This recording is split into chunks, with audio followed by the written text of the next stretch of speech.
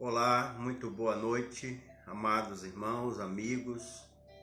Que bom estarmos novamente com vocês e nesta noite de domingo poder novamente voltar aos seus lares, poder entrar na sua casa e compartilhar com você a palavra de Deus. Agradecemos muito por nos acompanhar, por nos apoiar, fazer parte deste culto, de adoração ao nosso Deus, de aprendizado da sua palavra.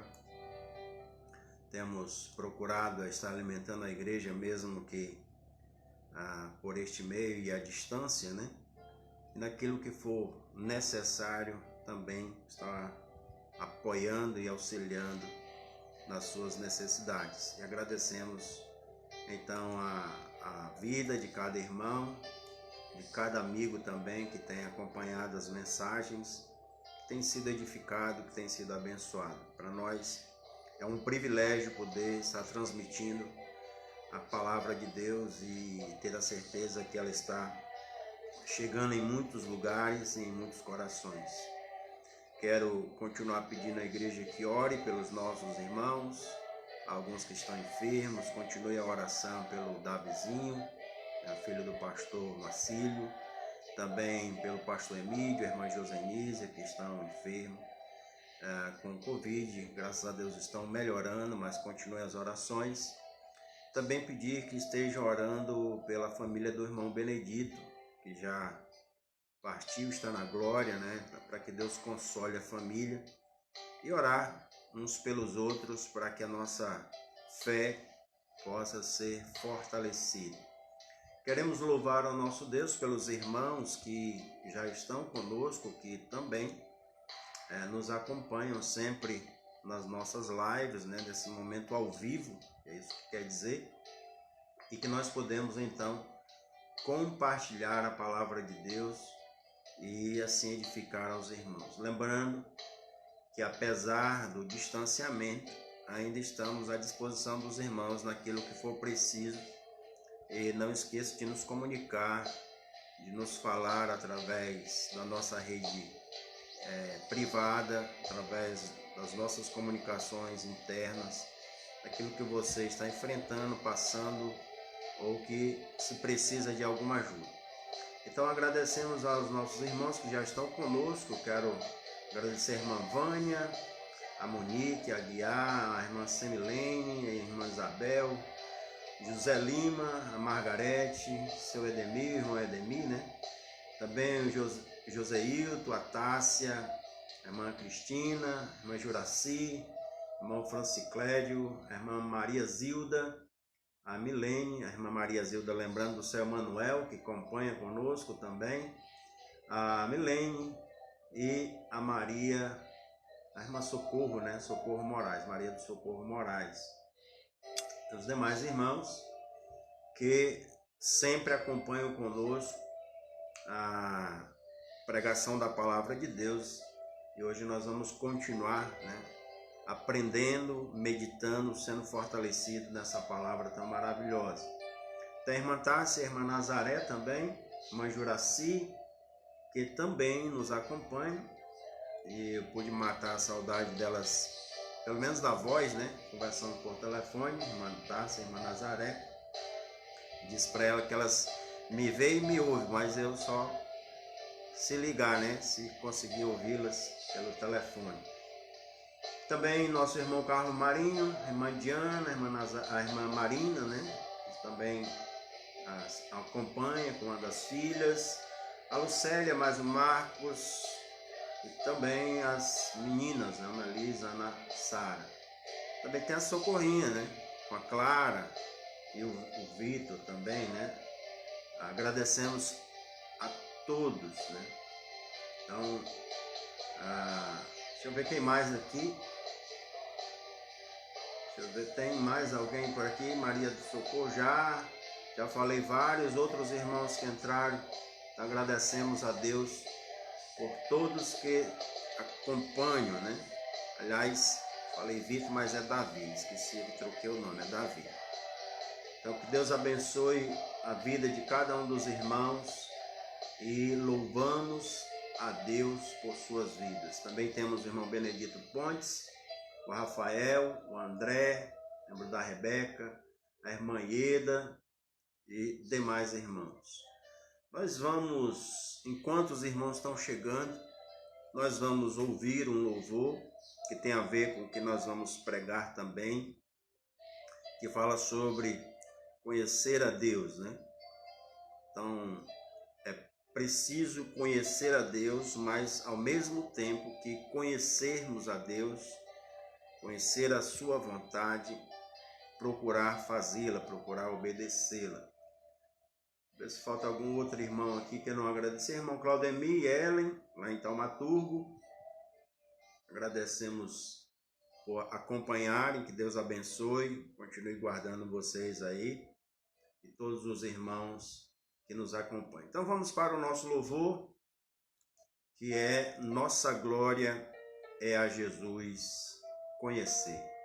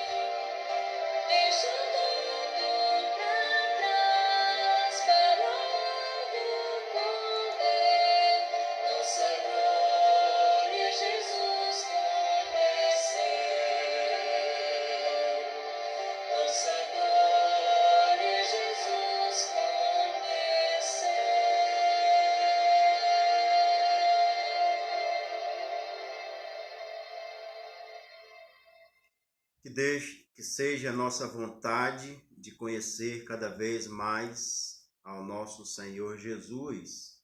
Quero agradecer aos irmãos que entraram no decorrer da música, ao irmão Luiz Carneiro, o irmão Ayrton, a Nicole Fernandes, também a irmã Ângela. Temos também lá, acho que é em Sena Madureira, Isaías Campilo, se eu não estou enganado. Temos aqui a Romênia, também agradecemos ao Neto Pontes, ao irmão Benedito e todos os irmãos, né? Tem o Ademir Vasconcelos também, a Vera do Carmo e outros irmãos aqui que nos acompanham. Eu quero compartilhar com os irmãos uma porção da palavra de Deus que se encontra em 1 João. Procure na sua Bíblia em 1 João, um texto já conhecido, até memorizado por alguns, no capítulo 2, do versículo 15 até o versículo 17. Primeira carta de João, capítulo 2, versículo 15 ao versículo 17. Esse texto muito conhecido por nossas igrejas, pelos amantes da leitura da palavra de Deus e até já memorizado. Então, louvo a Deus pela vida de cada irmão e nesta oportunidade nós vamos meditar na palavra de Deus em 1 João capítulo 2, versículo 15 a 17, que nos diz assim: Não ameis o mundo, nem as coisas que há no mundo. Se alguém amar o mundo, o amor do Pai não está nele. Porque tudo o que há no mundo, a concupiscência da carne, a concupiscência dos olhos e a soberba da vida, não procede do Pai, mas procede do mundo. Ora, o mundo passa, bem como a sua concupiscência.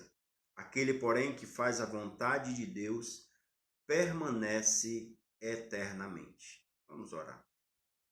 Poderoso Deus, maravilhoso Pai, te louvamos pela tua palavra, sempre agradecemos pela revelação que o Senhor preservou, que chegasse até nós, e também pela iluminação do teu Espírito que nos dá o conhecimento, que nos dá a sabedoria e a possibilidade de obedecer tão grande verdade, Senhor. Nos ajuda a viver para a tua glória, nos ajuda a conhecer melhor a tua vontade, mas também nos ajuda, Senhor, a praticá-la. Te pedimos no nome santo de Jesus. Amém, Senhor. Conhecendo a vontade de Deus, é o que nós queremos abordar nesta noite. Quando o apóstolo João escreveu esta carta, ele tinha o propósito de combater algumas heresias, entre elas o gnosticismo. O gnosticismo da época achava que o conhecimento era superior à verdade, que era apenas necessário ter o conhecimento, mas que as virtudes deste conhecimento, a prática desse conhecimento não era relevante. Então João mostra aqui que o conhecimento só pode ser superior, ou só é superior, quando conhecemos a vontade de Deus. E também que esta vontade de Deus deve ser manifestada nos filhinhos, a forma que João trata os filhos de Deus. Então, não basta ter o conhecimento, não dá para fazer um dualismo, como eles faziam, entre o conhecimento e a prática. Então, é só conhecer, mas não precisa praticar, até porque a matéria é má, o espírito é bom. Então, basta conhecer as virtudes, as qualidades espirituais, mas não precisa prática, já que a matéria não pode praticar. Então, João vai combater essa ideia. E então isso quer dizer que o conhecimento da vontade de Deus deve estar ligado à obediência a esse conhecimento, deve estar ligado à prática. E é isso que nós queremos ver. Vamos conhecer a vontade de Deus e os benefícios de obedecê-la. Se fizermos a vontade de Deus, o que ganhamos com isso? É importante saber disso. Aliás, o apóstolo Pedro fez essa pergunta a Jesus, né? O que nós ganhamos se te seguirmos? O que nós vamos levar em troca, né? Se nós obedecermos a tua palavra, obedecermos às tuas ordens. Eu creio que esse texto aqui pode nos responder essa pergunta. O que ganhamos em conhecer e praticar a vontade de Deus? Em primeiro lugar, nós podemos destacar que a vontade de Deus é que nós não amemos o mundo. E o texto deixa muito claro: não ameis o mundo. Não ameis ao mundo. E logo vem o pensamento de alguns, né? Que se Deus não quer que a gente ame o mundo, por que que ele amou? É isso que diz lá em João 13,16. Se Deus amou, por que que a gente não pode amar? Deus amou o mundo de tal maneira que deu o seu Filho unigênito. É claro que existe uma diferença aqui dessas duas frases com relação ao mundo de João 13,16 e ao mundo aqui de 1 João, no capítulo 2, versículo 15. O mundo ali de João 13,16 está ligado a pessoas ou aquilo que Deus criou. Ele não está falando de sistema do mundo. Enquanto que aqui em João 2,15, ele está falando de tudo que há errado neste mundo, de tudo que o sistema domina, de tudo que o sistema impõe. Então, não ameis o mundo, sistema, ame o mundo, pessoas. João 3,16. Então, Deus, quando amou o mundo, lá em João 3,16, e a gente percebe aqui que são pessoas, ele não fez o que o mundo queria, mas ele fez o que o mundo precisava. Deus, quando amou o mundo, pessoas, ele se manifestou na pessoa do seu Filho, dando a ele a vida para nos redimir dos nossos pecados.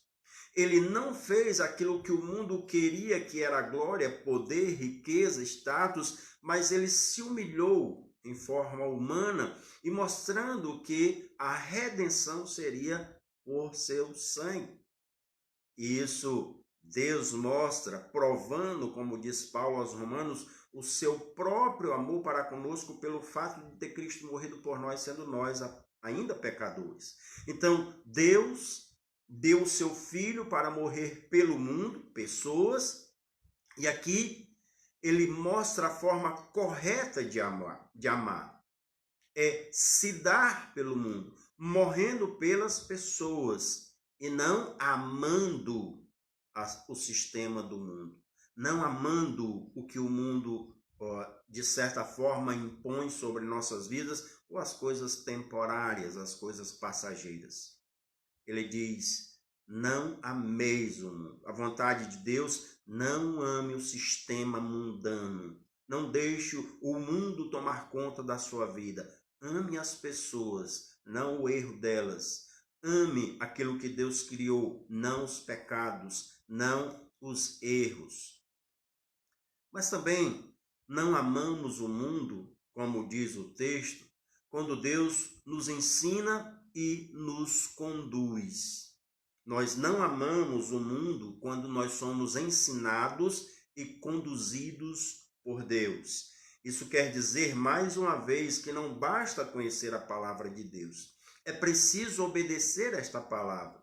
E nós queremos ver isso lá em Salmos 143, no versículo 10, que nos diz assim: ensina-me a fazer a tua vontade, pois tu és o meu Deus.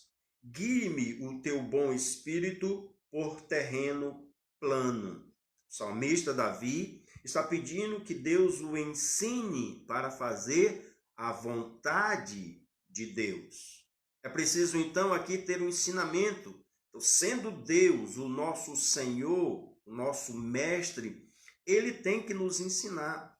E não o mundo. Não é o mundo que tem que ditar as normas para nós. Não temos que seguir os padrões do mundo, mas o que Deus nos ensina. E como ele coloca, sendo guiado aqui pelo Espírito Santo de Deus. Ou o Espírito Santo de Deus nos fazendo seguir pelas veredas da justiça. Nós não devemos ser guiados ou dirigidos pelo sistema do mundo. O mundo não pode impor em nossas vidas. O mundo não pode decidir. Isso também podemos ver que certas atitudes que nós tomamos não é por imposição do mundo, é por desejo nosso. É porque nós seguimos então os ensinamentos do mundo e não obedecemos ao Senhor. Quando o Senhor diz para não amarmos o mundo, ele quer que a gente também alertemos ou estejamos avisando o mundo do juízo. Possamos mostrar para o mundo que existe um perigo muito grande em seguir o mundo. Isso aparece em Mateus no capítulo 18, versículo 14, quando a Bíblia diz assim: Assim, pois, não é da vontade do vosso Pai Celeste que pereça um desses pequeninos. Então, nós entendemos aqui a vontade de Deus é que ninguém pereça. Então, nós estamos conhecendo a vontade de Deus. Nós estamos entendendo a vontade de Deus. Vontade de Deus é que a gente não ame o mundo e que alerte o mundo do juízo que virá sobre ele. Inclusive, estamos num bom momento para alertar o mundo do juízo que está se aproximando, que é apenas uma amostra do que vem pela frente, do que o que nós estamos vendo é apenas já um controle do governo que será todo-poderoso, ou melhor, que será um governo central, não acima de Deus, mas que dominará o mundo. E é importante nós alertarmos sobre o sofrimento. O Senhor diz que a sua vontade é que ninguém pereça, que nenhum só pereça. Então precisamos avisar ao mundo. Se Deus não quer que ninguém pereça, a vontade de Deus é que a gente avise, que a gente alerte, que há um sofrimento muito intenso pela frente chamado grande tribulação. Se as pessoas já estão reclamando com o que está acontecendo agora, imagine do que vem pela frente. Imagine o sofrimento intenso que a Bíblia diz que não haverá igual aqueles dias. Então, devemos avisar. E o texto que nós acabamos de ler, a vontade de Deus é que ninguém pereça, mostra que Deus se alegra ou que Deus tem prazer em uma pessoa que se arrepende do que 99 que já estão arrependidos. O prazer é tão grande porque mais uma pessoa foi liberta, mais uma pessoa escapou. Quando nós avisamos para uma pessoa que o juízo se aproxima e que ela precisa se refugiar em Cristo e ela se converte do seu mau caminho, deixa de amar o mundo e passa a amar a Deus, então há alegria no céu. Olha como a Bíblia descreve, versículo 11 até o 13 aqui de Mateus 18, porque o Filho do Homem veio salvar o que estava perdido. Que vos parece? Se um homem tiver 100 ovelhas e uma delas se extraviar, não deixará ele nos montes as 99 e indo procurar a que se extraviou? E se porventura a encontra, em verdade vos digo que maior prazer sentirá por causa desta do que pelas 99 que não se extraviaram.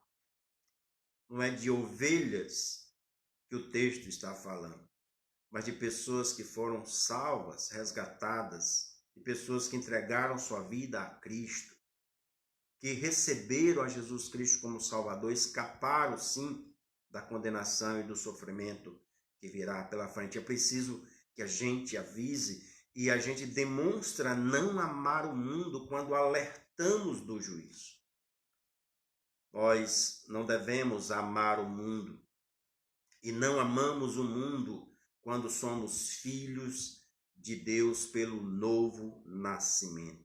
Pelo nascimento a qual há uma transformação. Isso nós podemos ver em 1 João, aliás, no Evangelho de João, capítulo 1, versículo 12 e 13. E aqui mostra de fato uma transformação das nossas vidas. Diz o texto do Evangelho de João 1 e 12.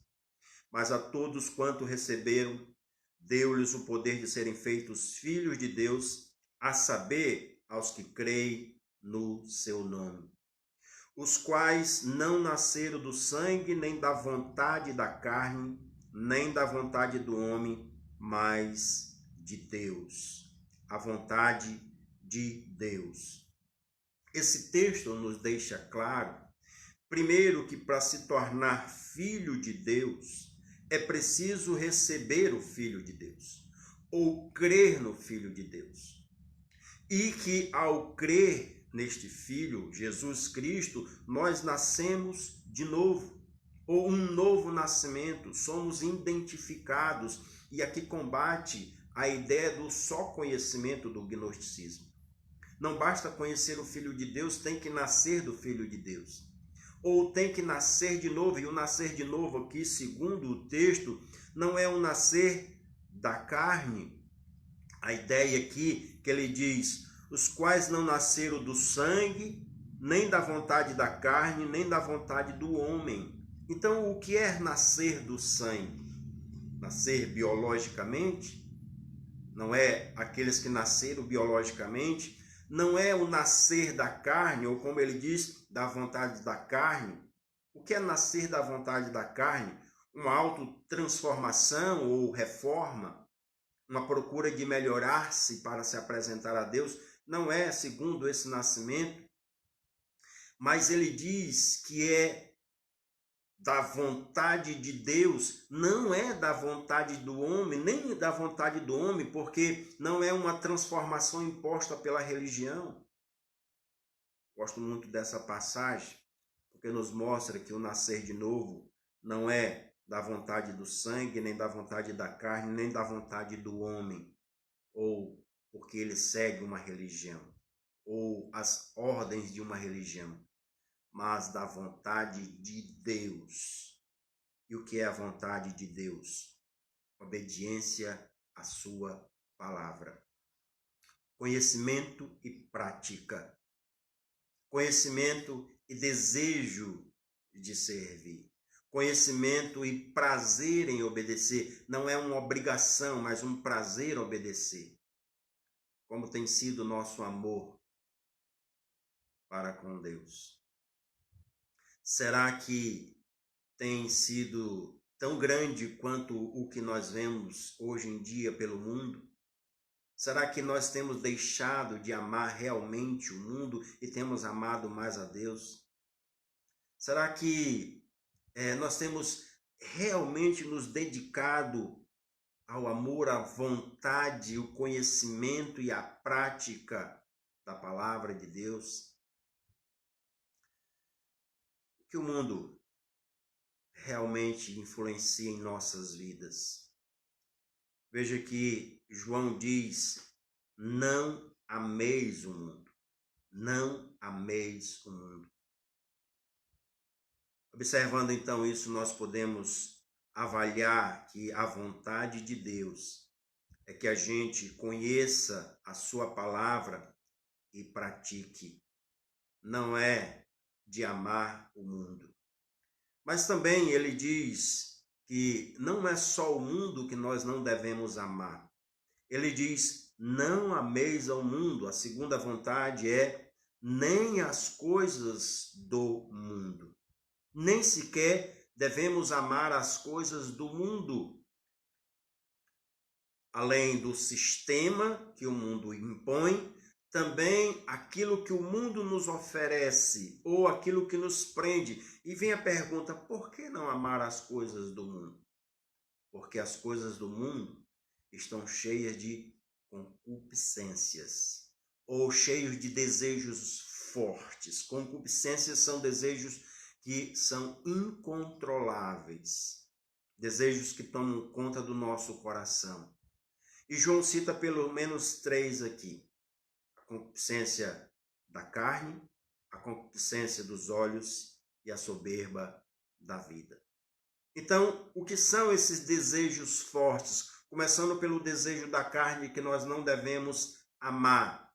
O desejo da carne significa as obras da carne, ou as práticas carnais que nos levam para longe de Deus. E a Bíblia nos descreve isso com mais exatidão em Gálatas, no capítulo 5, versículo 19, que diz assim, ora, as obras da carne são conhecidas e são prostituição. É interessante que ele diz, também se pode conhecer as obras da carne, mas elas realmente se mostram na prática, prostituição, impureza, lascívia.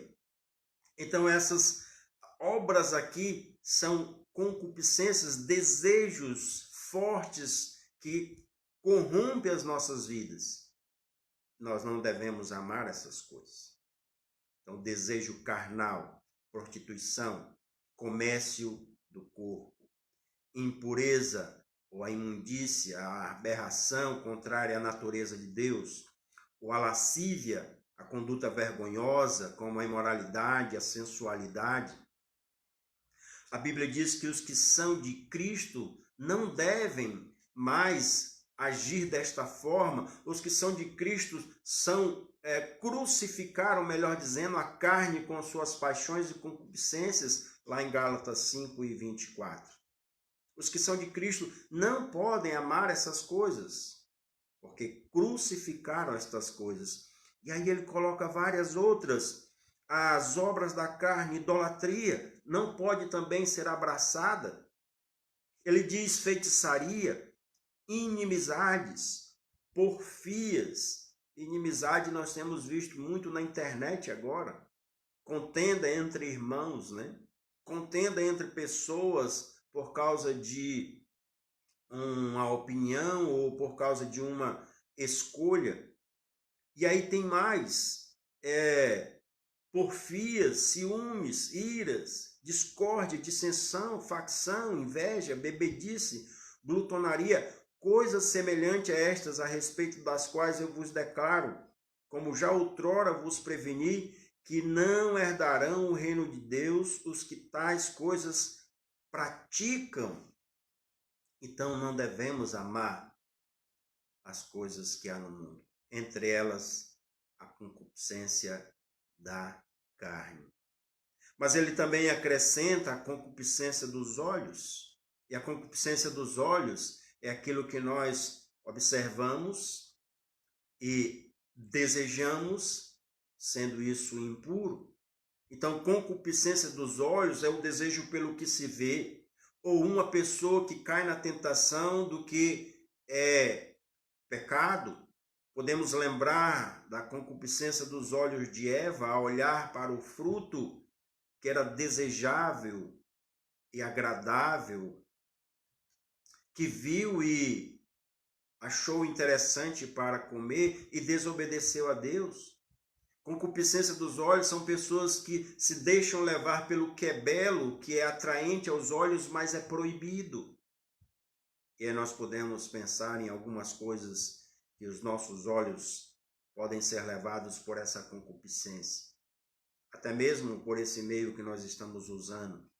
A internet hoje tem uma facilidade muito grande para se ver prostituição, para se ver imoralidade, para se ver pornografia, para se ver muita coisa que é proibido, mas que é atraente aos olhos, que cativa, que seduz e que escraviza muitas pessoas, inclusive a pedofilia. Devemos desprezar isso, fugir disso. Jesus disse: se olharmos para uma mulher com intenção impura, já cometemos o pecado. Então, eu creio que é pelo observar e atentamente desejar. Não precisa nem a prática nesse caso, é só o desejo, concupiscência dos olhos. Eu creio que nos dias que estamos vivendo, temos que fazer como Jó disse lá no capítulo 31, versículo 1. Fiz uma aliança com meus olhos, como, pois, os fixaria numa donzela? É algo para combater esse amor pelas coisas do mundo ou a concupiscência dos olhos. E ele finaliza também que nós não devemos amar as coisas do mundo, pois a soberba da vida. A soberba da vida é o orgulho ou o amor próprio exagerado. Sabe quem caiu neste pecado? Satanás. Orgulho, amor exagerado por si, querendo ser igual a Deus, querendo dominar todos os reinos. Podemos também nos deixar levar pelo orgulho, pelo poder, pelo status, ou ser reconhecido pelos homens. Ou por alguém que se ama tanto, que se acha melhor do que qualquer outra pessoa e que faz de si mesmo um ídolo. Se ama tanto. É algo de um amor próprio exagerado. Por isso Deus diz que não devemos amar as coisas do mundo, pois elas não procedem dele. As coisas que há no mundo não procedem do Pai. más do mundo. E elas são graves. Será que estas coisas estão nos envolvendo a tal ponto de nos afastarmos de Deus? Concupiscência da carne, dos olhos e a soberba da vida? Isso não é a vontade de Deus. Nós não devemos praticar isso. Nós não devemos fazer isso.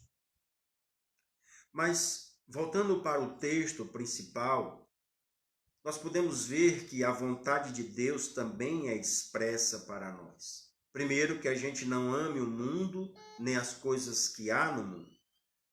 E ele, na verdade, nos mostra que é importante conhecer a sua vontade e praticar a sua vontade. E quais os benefícios de fazer a vontade de Deus? Ele finaliza no versículo 17 dizendo: ora, o mundo passa, bem como as suas concupiscências. Aquele que faz a vontade de Deus permanece eternamente. Então, qual é o benefício de dizer não para o mundo e para as coisas do mundo? Qual é o benefício de fazer a vontade de Deus? Em primeiro lugar, a pessoa entende, conhece e sabe que o mundo e os seus desejos são temporários. O mundo passa. Sabe que no mundo tudo passa. Então, ele pode guardar no seu coração que levou uma vida não correndo atrás do vento, não correndo atrás do vazio. Porque isso aqui é bem interessante para aquelas pessoas que um dia fizeram a decisão em Jesus Cristo já com certa idade. Quase todas dizem a mesma coisa. Porque eu não conheci Jesus Cristo antes. Porque eu não entreguei a minha vida a Cristo antes. Porque eu passei a vida todo dia correndo atrás do nada, do vazio, do vento, como diz Salomão. Porque elas percebem que por muito tempo desprezaram a vontade de Deus e fizeram a sua própria vontade. Quem faz a vontade de Deus percebe em primeiro lugar que tudo no mundo é efêmero, é passageiro. Que tudo no mundo fica, passa, acaba. E ele consegue perceber logo isso. Tudo que eu tenho, tudo que eu possuo, todo o nome que eu tenho, toda a riqueza que eu tiver, tudo que eu conseguir construir nesse mundo, passa. Mas quem faz a vontade de Deus é diferente. E a segunda coisa que nós conseguimos ver aqui, quem faz a vontade de Deus permanece para sempre. Ou quem faz a vontade de Deus não é temporário, mas é eterno. Jesus explica o que é permanecer eternamente. Ele nos mostra com mais clareza, baseado em João, no capítulo 11, versículo 25 a 26, o que é realmente permanecer eternamente. Veja comigo, Evangelho de João, no capítulo 11, versículo 25 e 26, que nos diz assim: estavam no contexto aqui, falando da morte de Lázaro, e Jesus está conversando com Maria e Marta. Então ele diz, João 11, 25 e 26, disse-lhe Jesus: eu sou a ressurreição e a vida. Quem crê em mim, ainda que morra, viverá. E todo o que vive e crê em mim não morrerá eternamente. Não morrerá eternamente. Isso aqui é permanecer eternamente ou para sempre. E ele quer dizer que a morte física pode até chegar para nós, pode até nos fazer sofrer, mas ela não tem domínio sobre nós, porque morrer em Cristo a vida. Quem crê, ainda que morra, viverá, pois há ressurreição. E ele diz, morre fisicamente, mas não morre eternamente. Ou é para sempre. A morte eterna jamais atingirá. Enquanto para aqueles que rejeitam a Jesus, morre fisicamente e ainda morrem eternamente, porque é tida como a segunda morte. E a ideia de morte eternamente não é desaparecer, é sofrer eternamente longe de Deus, porque rejeitou a salvação. Aquele que faz a vontade de Deus permanece eternamente. Mas aquele que faz a vontade de Deus, além de permanecer eternamente, segundo o texto nos diz, também tem entrada no reino dos céus. E é interessante que, fazendo uma comparação com Gálatas, quando falamos das obras da carne, de amar o mundo e as coisas que há no mundo, diz que quem pratica aquelas coisas, que quem vive na prática daquelas coisas, não pode entrar no reino de Deus. Mas quem faz a vontade de Deus, ou quem conhece a palavra de Deus e a pratica, realmente tem entrada no reino dos céus. E eu gostaria de falar de um texto específico em Mateus, no capítulo 7, versículo 21. Olha aqui a diferença do que é conhecer verdadeiramente a palavra de Deus e daqueles que apenas dizem conhecer, mas não as praticam. Veja o que diz a palavra de Deus. Mateus 7, 21. Nem todo que me diz Senhor, Senhor, entrará no reino dos céus, mas aquele que faz a vontade do meu Pai que está nos céus. Aquele que faz a vontade do Pai que está nos céus é que entra no reino dos céus. Isso combate qualquer ideia agnóstica. A ideia que só basta o conhecimento. Ou seja, você conhece a palavra de Deus com o espírito, mas o corpo vive na prática da prostituição. Não é verdade isso. Quem vive na prática da prostituição ou de qualquer obra da carne não pode entrar no reino de Deus. É preciso fazer a vontade do Pai que está nos céus. E a vontade do Pai é que creia no seu Filho, que receba o seu Filho como o Senhor e Salvador da sua vida. A vontade é que você conheça o Filho e nele tenha vida. É a vontade de Deus que você saiba que sem Cristo você está perdido e só Cristo é o caminho para voltar para casa, para voltar para Deus, para voltar para os céus. Ele é o caminho, Ele é a verdade, Ele é a vida. Então, para entrar nos céus, temos que fazer a vontade de Deus. Lá não entra pecado. Lá só entram os remidos e purificados no sangue de Jesus Cristo. Lá não entra falso profeta. Lá não entra religioso. Lá não entra enganadores. Lá só entra quem faz a vontade do Pai que está nos céus. E a vontade do Pai é que se convertam a Jesus Cristo. Entrar no reino dos céus é um privilégio para quem faz a vontade de Deus, a vontade do Pai. O que você prefere para a sua vida? Amar o mundo e as coisas que há no mundo, sendo elas passageiras, sendo elas efêmeras, ou fazer a vontade do Pai que está nos céus? Em João, no capítulo 6 e 40, para encerrarmos, a Bíblia diz assim: de fato, a vontade do meu Pai é que todo homem que vir o Filho e nele crê tenha a vida eterna. Eu o ressuscitarei no último dia. Essa é a vontade de Deus. Que você creia no Filho, que você receba a vida eterna em Cristo Jesus. Se você não fez essa decisão, se você ainda não aceitou a Jesus como o seu Salvador, infelizmente você continua amando o mundo e as coisas que há no mundo.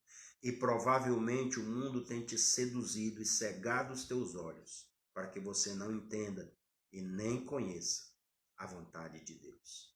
É preciso que você receba a Jesus como teu Salvador, para que a vontade de Deus esteja presente na tua vida. Não por imposição, não por religião, não por homens, mas por um privilégio de conhecer e praticar essa vontade. De ter o prazer de fazer a vontade de Deus. Esse é o nosso desejo para a sua vida.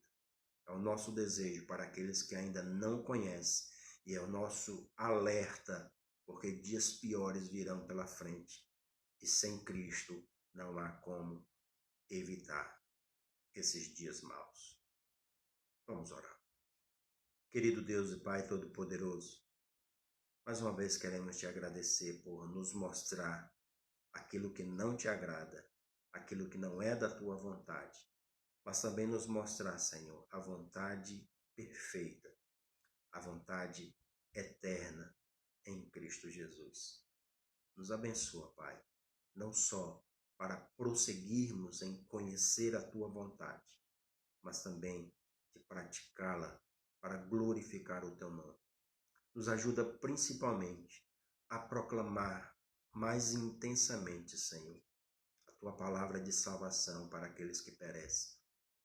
Nós sabemos que estamos vivendo já o fim dos últimos dias e queremos, ó Deus, estar apresentando a tua palavra para esses que ainda não te conhecem. No nome de Jesus. Amém, Senhor. Mais uma vez queremos agradecer aos nossos irmãos, nossos amigos, louvando a Deus por sua vida.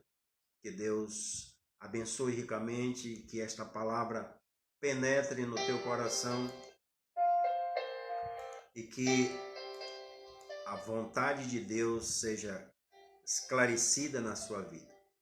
Eu quero desejar uma boa noite a todos e que mais uma vez possamos enfrentar esta semana que começa hoje com o auxílio do nosso Senhor, o conhecimento da sua palavra, o auxílio do Espírito Santo e a nossa vida dedicada e consagrada em fazer a vontade de Deus. Não sei se faltou algum outro irmão aqui para agradecer, então creio que todos que acompanharam conosco essa meditação foram abençoados e espero em Deus que aqueles que ainda não conhecem Jesus tenham tomado uma decisão. E se isso aconteceu, nos comunique, compartilhe conosco, com certeza será de grande alegria para nós saber que mais um arrependido tem o nome escrito no livro da vida e a possibilidade de entrar no reino dos céus. Que assim a palavra do Senhor entre no seu coração e germine dando bom fruto. Uma boa noite a todos, fiquem na paz, na graça e na misericórdia do nosso Deus, orando uns pelos outros, fortalecendo uns aos outros, para a glória do nosso Pai. Uma boa noite e até terça-feira, se Deus permitir.